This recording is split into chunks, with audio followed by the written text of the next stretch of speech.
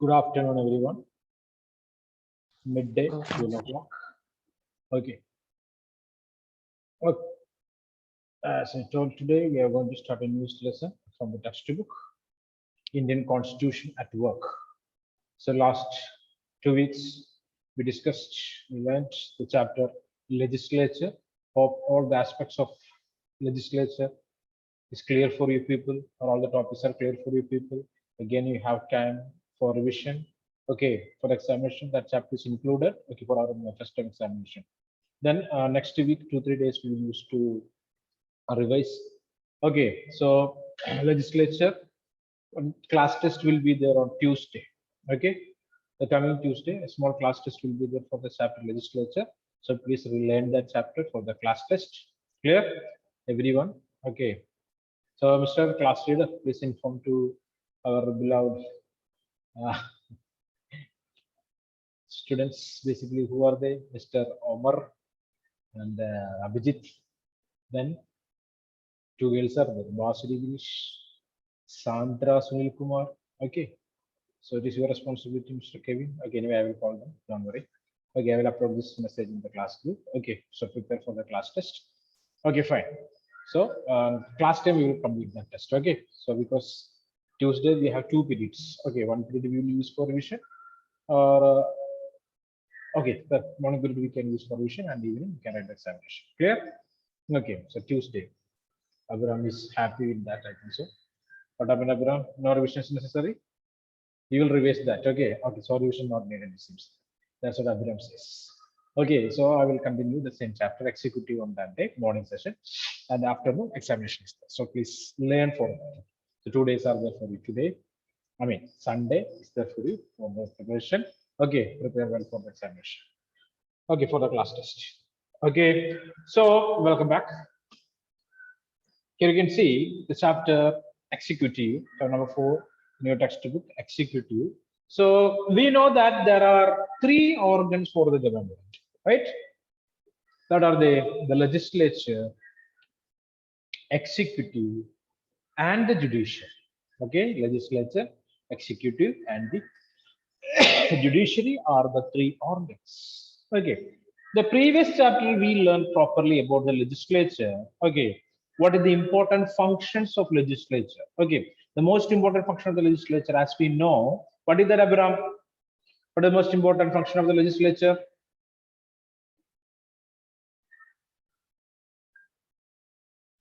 Abraham. It provides the people's needs. Most important function of the legislature, first and foremost.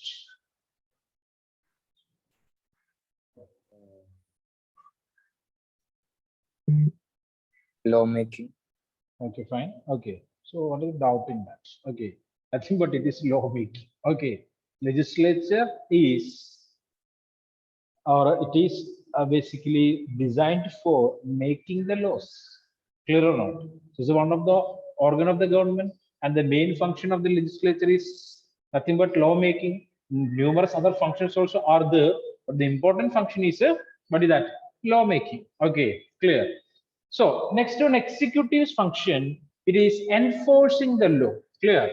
The law that made by the legislature should be protected and enforced by the executive. They will observe whether the people are they are accepted and acting as per that or not. It's the responsibility of the executive. Clear or not? So that's what executive. Clear. And the numerous powers are there for the executive. Clear. So in this chapter, we will be discussing about the powers of executive, their functions, powers and functions of executive. Okay. And the different types of executives are there. Some countries are practicing presidential type of administration, right? Okay, clear. Some countries practicing parliamentary type. Okay, where prime minister will be the head of. Okay, so like that, 2 different. I mean, differentiation is there. One is parliamentary, other is the presidential type of democracy. Okay, clear or not? Parliamentary system and a presidential system. Here we are. You can see organs of the government. Organs of the government in India. It is the legislature. Okay, the executive, that is the Rashtrapati Bhavan, and the judiciary. The picture is the Supreme Court of India, right? Yes or no? Yes or no? Rashtrapati Bhavan. What's the importance of Rashtrapati Bhavan? Rashtrapati Bhavan. Kevin Gosi. What is the importance of Rashtrapati Bhavan? For whose residence is that? Kevin. It's for the prime ministers. Rashtrapati Bhavan, Prime Ministers. Rashtrapati, So sorry, presidential. President. Okay. Who is the President of India now? Who is the President of India? Sir Ramnath Kovind. Okay, Ram Nath Kovind. Ram Nath Kovind. Vice President? Vice President? Venkaya Naidu. Venkaiah Naidu. Correct. Okay. So it's a residence. Rashtrapati Bhavan is the residence of the Rashtrapati. Bhavan means a home. Bhavanam in Malayalam, right? Bhavan means a home. So Rashtrapati's home. Rashtrapati's residence. Okay. Or the president's residence. That's what. Okay.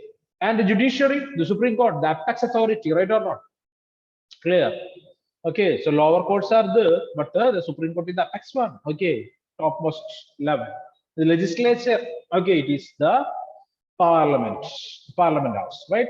Okay, so these are the three organs of the government: legislature, executive, and the judiciary. So what is executive?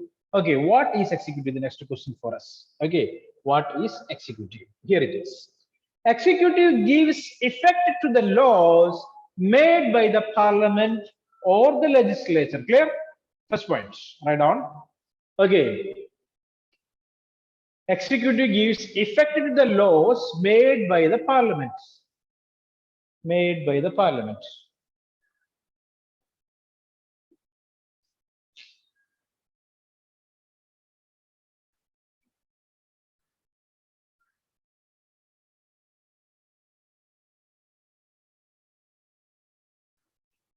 Next one, second point. Executive is the branch of government responsible for the implementation of laws and policies adopted by the legislature. Okay, everyone know that. Okay, from class 7 onwards, we are reading and learning this. Okay, it is the responsibility of the executive to implement the laws, enforcing the laws and policies that made by the legislature or adopted by the legislature, the parliament. Legislature or the parliament. Clear? That is the second point here for us. Executive is the branch of government responsible for the implementation of laws and policies adopted by the legislature. Adopted by the legislature. Okay.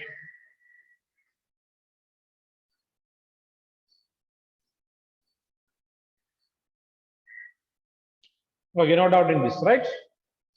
These 2 points are clear for you. Repeating, executive gives effect to the laws made by the parliament. Okay, so parliamentarians or the legislature's main function is to make the laws, and it is the executive their responsibility to enforce it. Okay, next one, next page. Forms of executive. Forms of executive. So keep this idea.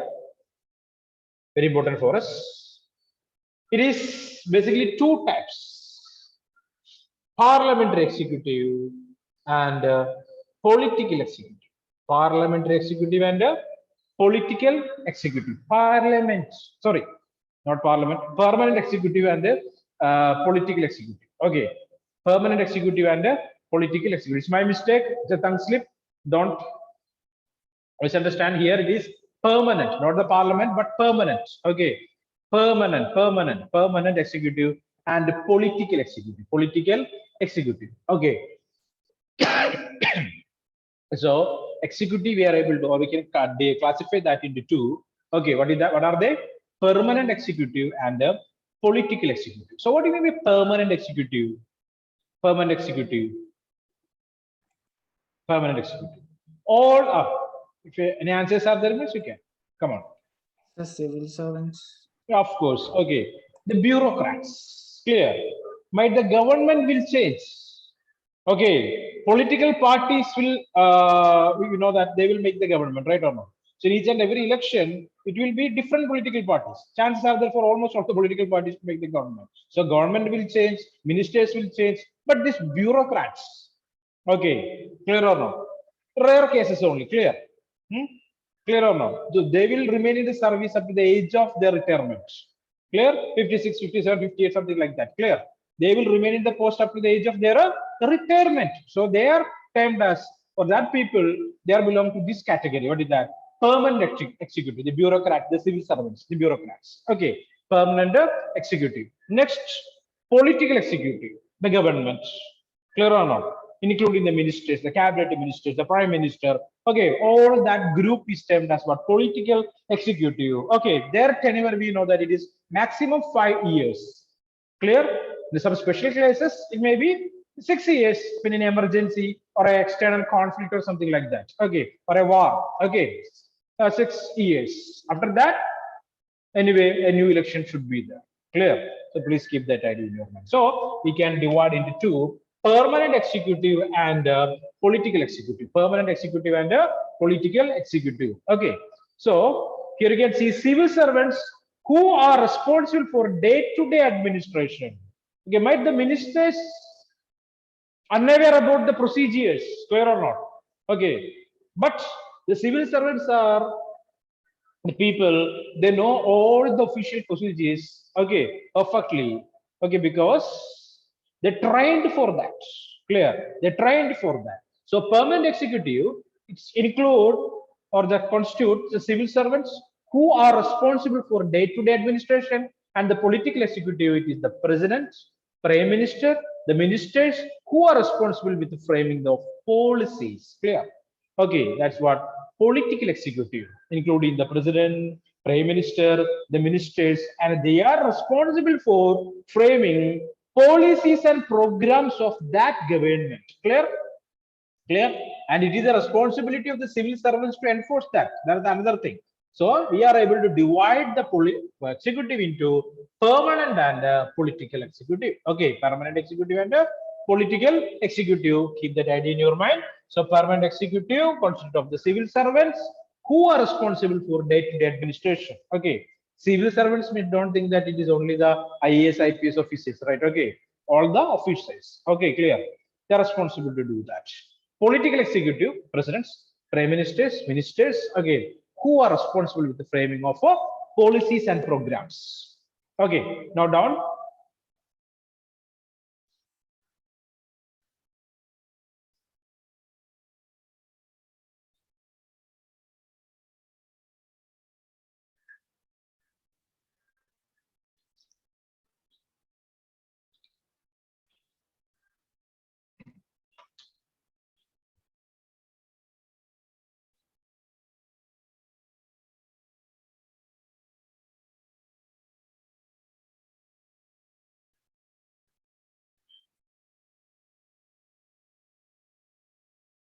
Done.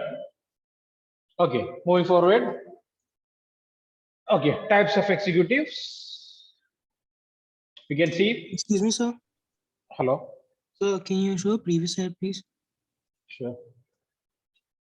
Here it is. Thank you, sir. Okay. So we will discuss this later. Okay. That's from your textbook only. So you can see next page, next picture here. Indian parliamentary system. Indian parliamentary system. Okay. Have a look. We'll ask questions from this. Quick. 2 minutes for that. So it is the Indian parliamentary system, as you observed. Okay. It's Indian parliamentary system. A president is there, right? Right? And he is the head of the states. Clear? And at the same time, an executive branch also is there for the government. Clear? That comprise of the prime minister, the cabinet ministers, and the administrative machinery, which means the permanent executive and the political executive, right? The permanent executive and the political executive. And that is called the government. That is called the government, right? Yes or no? Yes or no? It's a government. The Yes, sir. PM, the cabinet ministers, okay, and all the administrative mechanism altogether is termed as the government. Okay. Next one, the branch of legislature. Clear?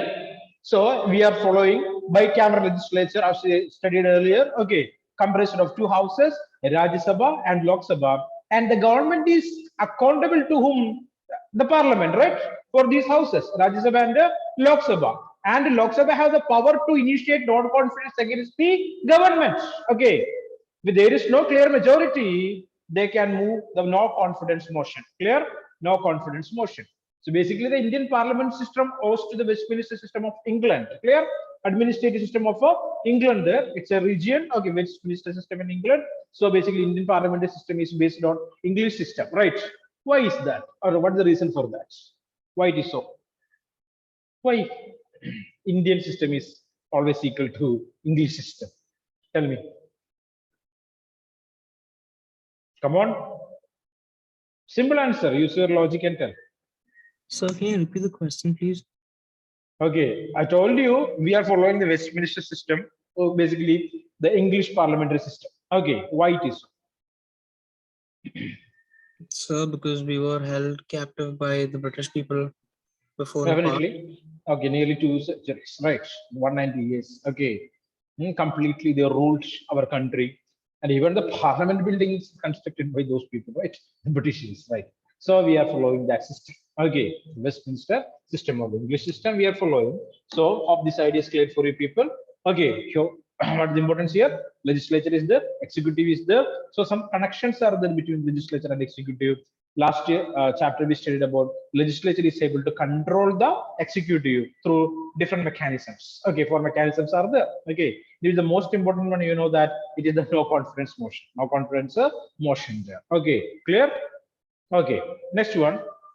Moving forward. Parliamentary executive in India. Okay, we are following a parliamentary executive system. Why it is? Okay, not presidential system, but a parliamentary executive system. Okay, so you want to write the notes here. To ensure that the government would be sensitive to public expectations and would be responsible and accountable. Okay, so government wanted to act as responsible, okay, at the same time want to meet the expectations of the public, of the people. Clear? And it should be accountable. And it should be accountable. A legitimate government, a responsible government, an accountable government. That's what we want. Okay. So we are using this system, parliamentary executive system in India, to ensure that government would be sensitive to the public expectation. They wanted to meet the expectations of the people, and the government should be responsible and they're accountable. They should be accountable. Okay, they're answerable to the questions of the people. Clear? Clear? Okay, and they are responsible for almost all the things that were happening in the country politically and socially. A government that would have a strong executive branch, but at the same time enough safeguards to check against the personality cult and autocracy. Okay, the government should not related with a particular individual and his personality or autocrats. I mean, everything, administration, the power, everything concentrated in the hands of a single man or a group of people. That's an autocracy, right? We don't want such kind of administrative system. Clear? The main aim of Indian democracy, it is decentralization of power. Decentralization of power. Everyone want to enjoy the power. So we choose this system, parliamentary executive system. The government that would have a strong executive branch, but at the same time, enough safeguards to check against. We have to block the misuse of power by a single individual, personality cult, and autocracy, or power is enjoyed by a single individual or a group of individuals. We don't want that. So we are using that system. Okay. Thirdly, the parliamentary form provides many mechanisms that ensure that the executive will be answerable to and controlled by the legislature or people's representatives. Okay. So the executive is also are always accountable. They want to give answer to the questions of the people's representatives, they belong to the legislature, the Parliament of India. The parliamentary form provides many mechanisms that ensure that the executive will be answerable. So we know that. Okay, the legislature is able to control the executive. Okay, so we are using this parliamentary executive system. Okay, so please write down all these 3 points and inform me. Quick.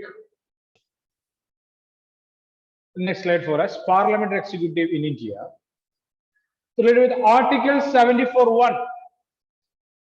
Article 74(1). Mark that with blue color, sorry, yellow color. Article 74(1). There shall be a council of ministers as per Article 74.1. The parliamentary executive in India, there shall be a council of ministers with the prime minister at the head to aid the advice the president, who shall in the exercise of his functions act in accordance with such advice. Okay, clear? A group of ministers is necessary, a council of ministers. Okay, that are headed by a prime minister. He is acting as per the advice of the president. Clear? Okay, that's the meaning of the first statement here as per Article 74.1. Second one, provided that the president may require the council of ministers to reconsider such advice, and the president shall act in accordance with the advice tendered after such a reconsideration. So parliamentary system, we know that a bill into a law, right?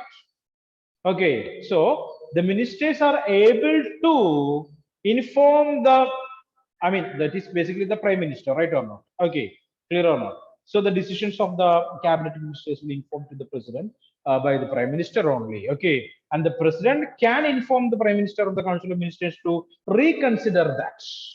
Okay, if it is some unnecessary changes are required, the president can, okay, take that decision. What is that? He can send that bill again back to the parliament for the reconsideration. Okay, we know that. So provided that the president may require the council of ministers to reconsider such advices. Okay, so president always will act as per the advices of the council of ministers and the prime minister. We know that, right?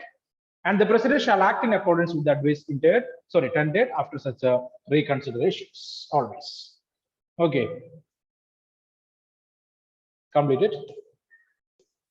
Next page, the main components of the executive in India. Okay, so already we know that permanent executive and the political executive, right?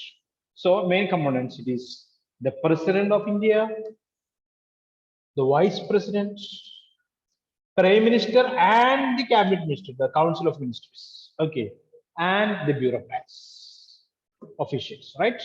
Okay, the civil servants. Please note down. Main components of the executive: the president, vice president, prime minister and the council of ministers, and the permanent executive, the bureaucrats.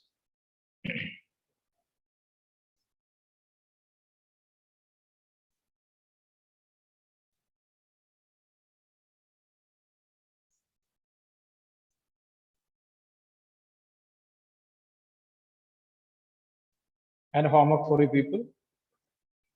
Find out the names of these ministers. Home Minister of India, Defense Minister of India, Railway Minister of India, Home, Defense, Railway, then Finance Minister of India. Okay.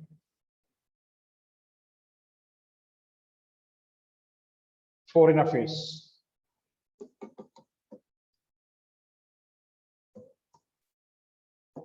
Foreign Affairs Minister.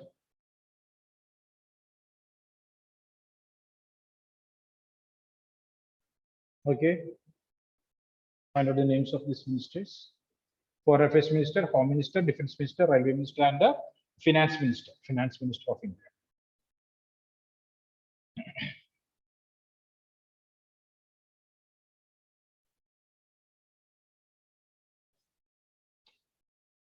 Okay, so the former presidents of India.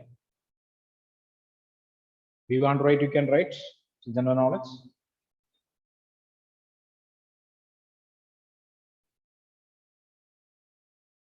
Former Presidents of India.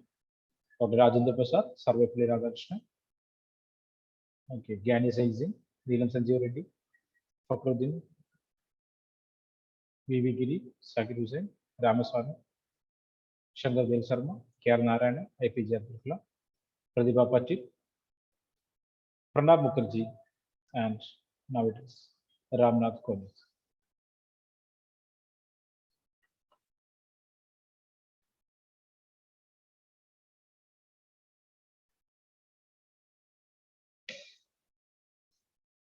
Okay, take a screenshot of the same and you can keep it.